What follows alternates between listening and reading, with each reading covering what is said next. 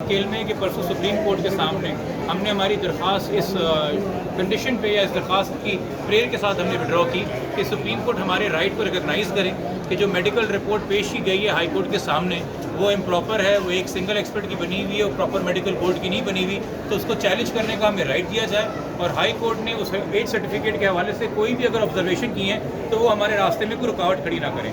Supreme court ने बहुत graciously इंसाफ के तमाम मामला को सामने रखते हुए वो फैसला दिया, हमारी पिटीशन नॉट प्रेस हुई और हमें ऑथेंटिकेशन टेस्ट रिपोर्ट चैलेंज करने का इख्तियार दिया।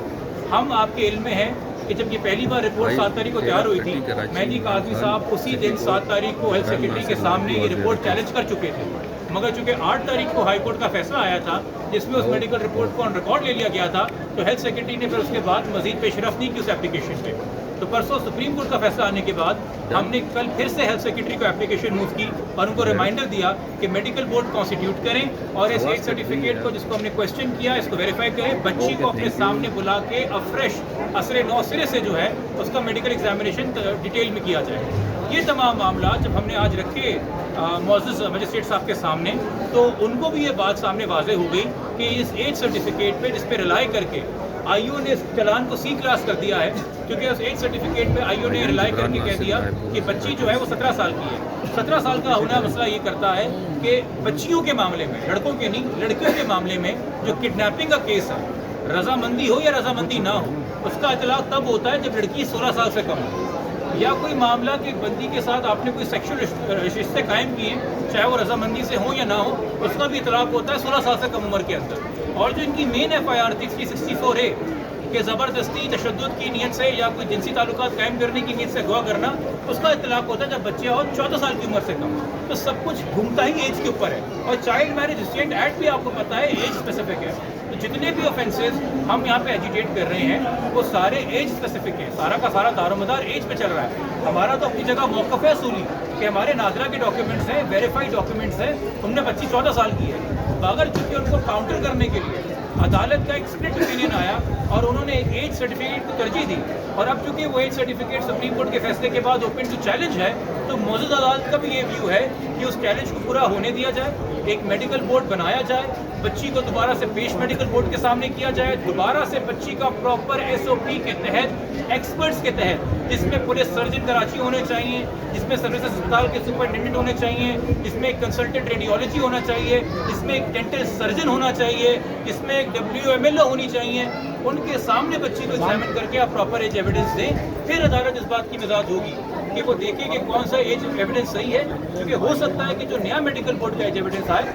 वो हमारे नादरा के डॉक्यूमेंट को प्रूव कर दे और बच्ची 14 साल की साबित हो जाए, बल्कि सारे जो जराइम का खिलाफ हो जाए। इस मौके के ऊपर मैं आपके तवज्जुह से दोबारा जिम्मेदारी का एहसास बहुत ही मोतबारा तरीके से दिलाना चाहूँगा कि सूबे की पुलिस को हमारे सबसे आला और काबिल एहतराम अफसर गुलाम नबी मेमन साहब IG साहब ने आज से 8-10 दिन पहले मीडिया के सामने कहा था ये केस ख़त्म हो गया, इससे मज़ीद बात न करें। आज फर्दर इन्वेस्टिगेशन के ऑर्डर मौजूद अदालत जुडिशल मजिस्ट्रेट नंबर 26 कराची इसने किए हैं। एक सब जुडिस मैटर के ऊपर पुलिस कैसे कह सकती है मैटर खत्म हो गया है, इन्वेस्टिगेशन खत्म हो गई है, मट्टी पाओ तो आगे चलो, ये रवैया नहीं हो सकता किसी भी अफसर का। और मेरे ख्याल में शायद IG साहब का इस रवैया था भी नहीं, शायद उनको IO ने प्रॉपरली असिस्ट नहीं किया, उनको लोअर रैंकिंग ऑफिसर से असिस्ट नहीं किया। तो हम तो ऑलरेडी IG साहब को रिक्वेस्ट दे चुके हैं कि इस केस का IO इनकॉम्पिटेंट है, अनप्रोफेशनल है, तो उसको चेंज किया जाए। तो अभी भी इस मौके के ऊपर जब एक सप्लीमेंट्री चलान फर्दर इन्वेस्टिगेशन की मद में मौजूदा अदालत ने तलब किया है तो IO को चेंज किया जाए, एक कॉम्पिटेंट सीनियर अफसर को रेस्ट ऑफ द इन्वेस्टिगेशन दीजिए ताकि मामले के हक़ाइक़ पे पहुँचे। और एक और चीज़ हमने आज अदालत के सामने रखी है, इस पर अदालत ने फ़िलहाल फैसला नहीं किया, मगर जब दोबारा जरा होगी तो उनके सामने ये बात होगी कि इस FIR में एक ही 164 हुआ है बच्ची का, 164 का बयान जो लाहौर में एक मजिस्ट्रेट साहब के सामने हुआ है। ये हमारा क्लेम नहीं है, ये जो अक्यूज़ ज़हीर अहमद है उसके 161 के बयान में लिखा है कि जिस मजिस्ट्रेट साहब ने बच्ची को 17 तारीख को यानी कि अगवा होने के अगले दिन लाहौर में फिल्म मुख्तारी का सर्टिफिकेट दिया, जिसके तहत उसने निकाह किया, जिसके तहत उसने अपना मुखबी होना छुपाया या छुपाया गया, ये वही मजिस्ट्रेट साहब हैं जिन्होंने बाद में बच्ची का इस केस में जिसमें अब्डक्शन का इल्ज़ाम है, मुखबी होने का इल्ज़ाम है, 164 रिकॉर्ड किया। अगर मजिस्ट्रेट साहब के अपने एफिडेविट से ये निकाह वजूद में आया है यानी कि उस निकाह के वो विटनेस हो गए हैं। तो जिस केस में वो खुद विटनेस हैं, उस केस में वो बच्ची का एक बयान कैसे रिकॉर्ड कर सकते हैं? ये चीज़ भी अदालत के सामने होगी और मौजूद अदालत इसके ऊपर गौर करेगी। मगर आज ऑसिफिकेशन और मेडिकल बोर्ड की बेसिस के ऊपर फर्दर इन्वेस्टिगेशन, मज़ीद तफ्तीश ऑर्डर हो गई है। सप्लीमेंट्री चालान तलब कर लिया गया है और मेडिकल बोर्ड बनाने को हेल्थ सेक्रेटरी को कहा गया कि हमारी जो दरख्वास्त है उसको रखते हुए सामने in according with law medical board बनाए। देखिए आईओ साहब क्योंकि इन्वेस्टिगेशन कर रहे हैं तो इन्वेस्टिगेशन पूरा करने के लिए वो समन कर सकते हैं बच्ची को, क्योंकि वो प्रोसिक्यूशन विटनेस है। अगर बच्ची उनके सामने पेश नहीं होती तो आईओ साहब मजिस्ट्रेट साहब से रब्ता करेंगे जो उनके NPW non available warrant issue करेंगे, फिर वारंट के तहत जो है बच्ची को यहाँ लाया जा सकता है। अदालत ने सर ये भी रिमार्क दी कि सुप्रीम कोर्ट ने जिस तरह एक तो हाई कोर्ट के फैसले को गलत करार दे दिया। नहीं जी, ये उन्होंने नहीं कहा है। उन्होंने कहा है कि जो एज सर्टिफिकेट के हवाले से ऑब्जर्वेशंस हैं वो बिल्कुल आप कह लें कि उसका इम्पैक्ट और असर ख़त्म कर दिया है। उससे अब मैं इन्फ्लुएंस में नहीं आ सकता या मैं उसको स्पेसिफिक वैल्यू नहीं ले सकता। वो तो खुद सुप्रीम कोर्ट ने अपने ऑर्डर में कहा है।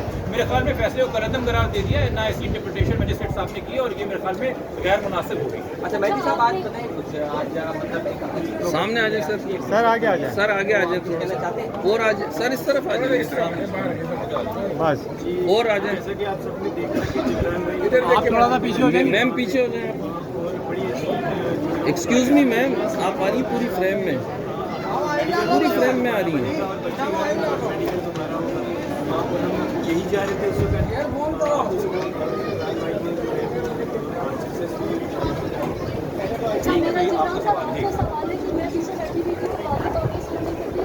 आपने हिंदुस्तान पाकिस्तान के कोई इस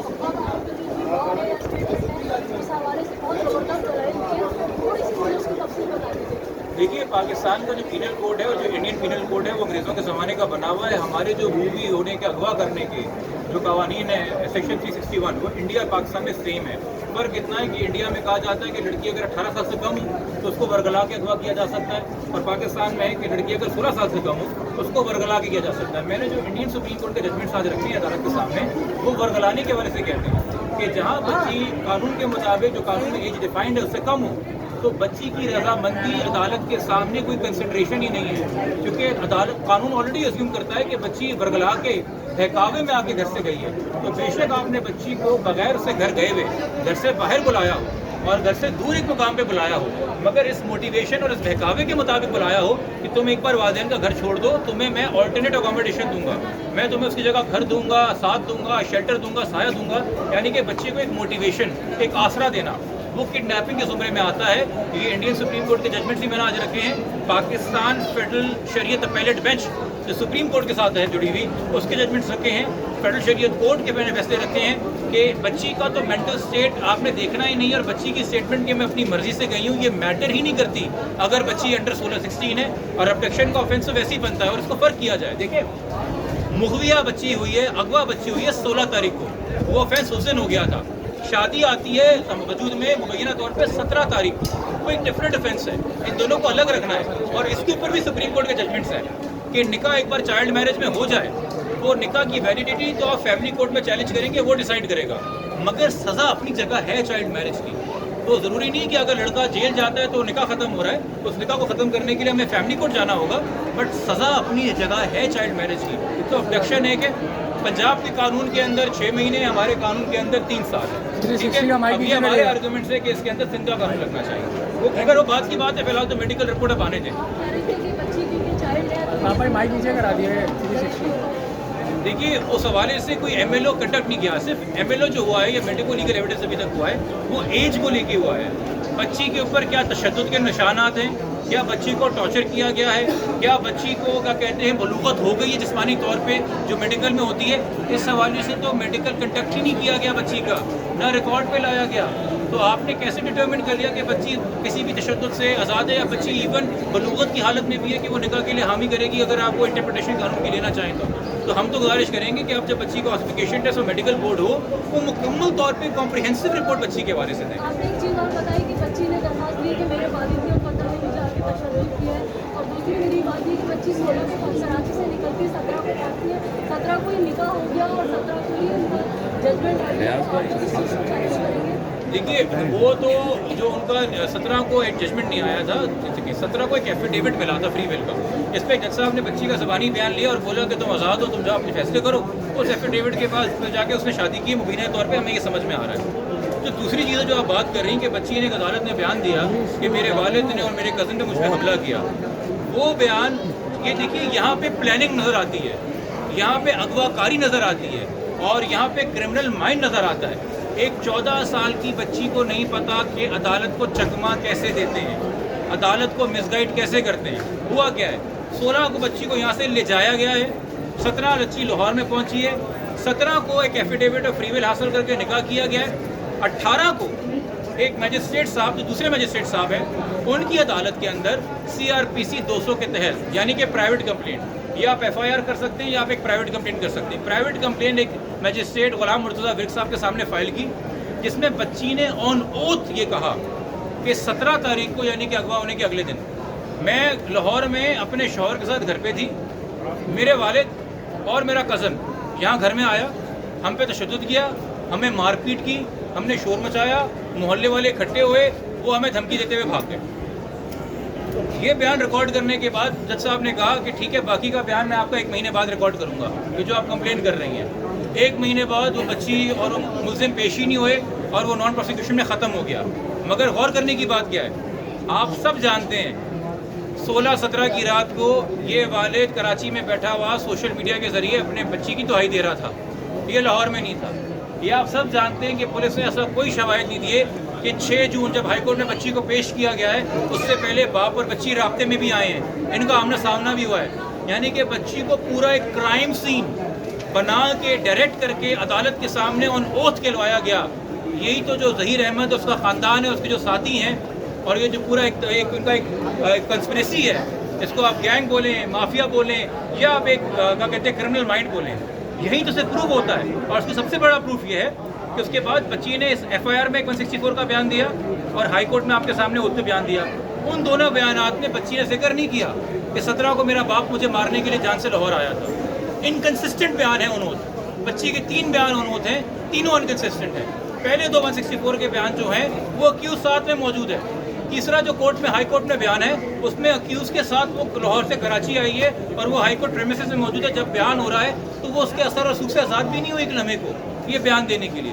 बट ये तमाम बातें जब फाइनली चलान आर्ग्यू होगा तब होगी। फ़िलहाल तो ये है कि जी मज़ीद तफ्तीश के हुक्म है और सिंध पुलिस को हमारी बहुत मोहतबाना गुजारिश है कि हम नहीं कह रहे बकौल अदालत ये मामला ख़त्म नहीं हुआ है।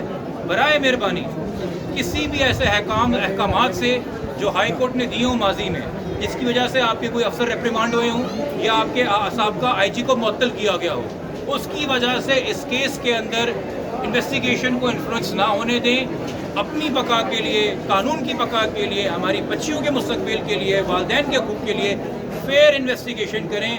हमारी दरख्वास्त अभी भी है IG साहब से, इस केस को हमारी दरख्वास्त जो 17 जून की है IO को तब्दील किया जाए और कोर्ट के अहकाम के मुताबिक मेडिकल बोर्ड के तहत एविडेंस एक मज़ीद इकट्ठा किया जाए। सरकारी वकील ने जो है वो कहा कि इमरान नासिर साहब जो कह रहे थे वो सही कह रहे हैं, यानी कि उन्होंने अपनी शिकस्त तस्लीम की या ये अपनी गलती तस्लीम की। देखिए इसमें गलती या शिकस्त नहीं कहते, यकीनी तौर पे प्रोसिक्यूशन ने जो है इनिशियली मौक़िफ़ इख्तियार किया था कि ये चालान C क्लास में हो जाना चाहिए।